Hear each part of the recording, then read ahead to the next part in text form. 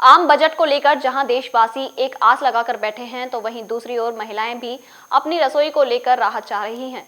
Neo news ने जब महिलाओं से बजट को लेकर बात की तो उन्होंने आम बजट को लेकर अपने विचार रखे। उन्होंने कहा कि आगामी बजट को लेकर के महिला चाहती हैं कि उन्हें महंगाई से रियायत मिले।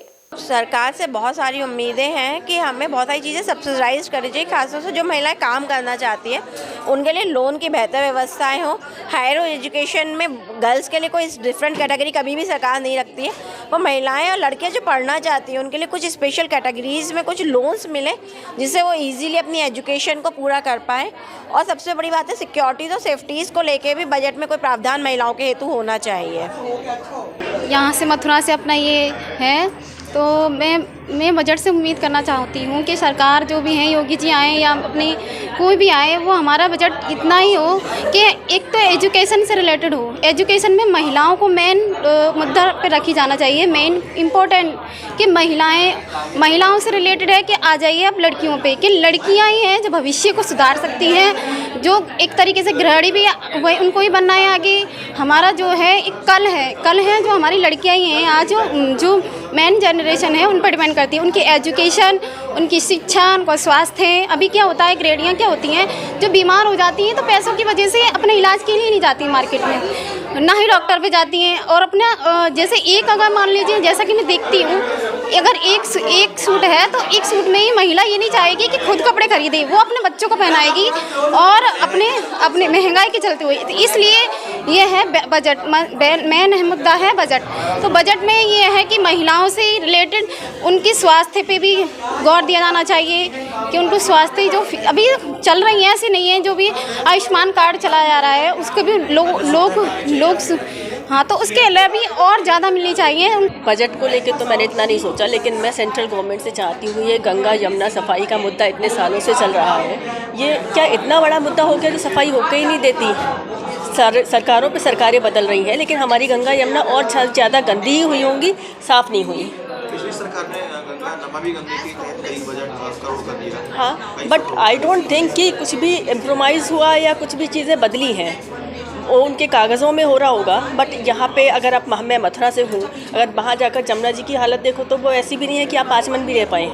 रसोई में सिलेंडर के रेट्स काफ़ी महंगे हो रहे हैं, तो एक तो वो फ़ायदा मिलना ही चाहिए सबको। और दूसरी ओर आजकल सारी लेडीज़ खुद गाड़ियाँ चला रही हैं, स्कूटी चला रही हैं। हमारी ही एक मेंबर स्कूटी ट्रेनिंग स्कूल चलाती हैं, तो डीजल और पेट्रोल के महंगे रेट से उन लोगों को काफ़ी दिक्कत हो रही है। ट्रेनिंग की कॉस्ट बढ़ गई है, लेडीज़ के खर्चे बढ़ गए हैं, और लेडीज़ खुद बिज़नेस करती हैं। तो इन चीज़ों के अगर रेट्स कम होंगे तो लोगों अपना बढ़ोतरी कर सकते हैं, अपने बिज़नेस में बढ़ोतरी कर सकते हैं। पर्सनल ग्रोथ खर्चों के बढ़ने से काफ़ी चीज़ें रुक जाती हैं। देखिए, मुझे लगता है कि शिक्षा एक ऐसी चीज़ है जो पूरी दुनिया को बदल सकती है। अगर आज की तारीख में हमें किसी महिला को आगे बढ़ाना है तो सबसे पहली जो चीज़ होती है, जो हम लोगों को बोलते हैं कि आप इसको एजुकेट कीजिए, इनको बढ़ाइए। तो आने वाले बजट में सबसे ज़्यादा देखने की चीज़ ये होगी कि महिलाओं की सुरक्षा और उनके एजुकेशन के लिए क्या चीज़ें रखी गई है। सुरक्षा का एक बहुत बड़ा एग्जाम्पल दूँ तो जैसे हम लोग बाहर जाते हैं, हम सभी महिला उद्यमी हैं, सब लोग बाहर जाके काम कर रही हैं, देर रात हो जाती है, कभी कोई क्लाइंट आ जाता है तो उसके साथ बैठना पड़ जाता है। तो एक ऐसा माहौल बना होना चाहिए कि जहां हम एक दूसरे को सुरक्षित फील करवा पाएँ। ये एक तो हमारे देश की बहुत बड़ी जिम्मेदारी है, प्लस हमारे साथ रहने वाले मर्दों की ये बहुत बड़ी जिम्मेदारी है कि अगर कोई ऐसा सुरक्षा को लेके कोई नीति निकली है तो उसका रिस्पेक्ट करें।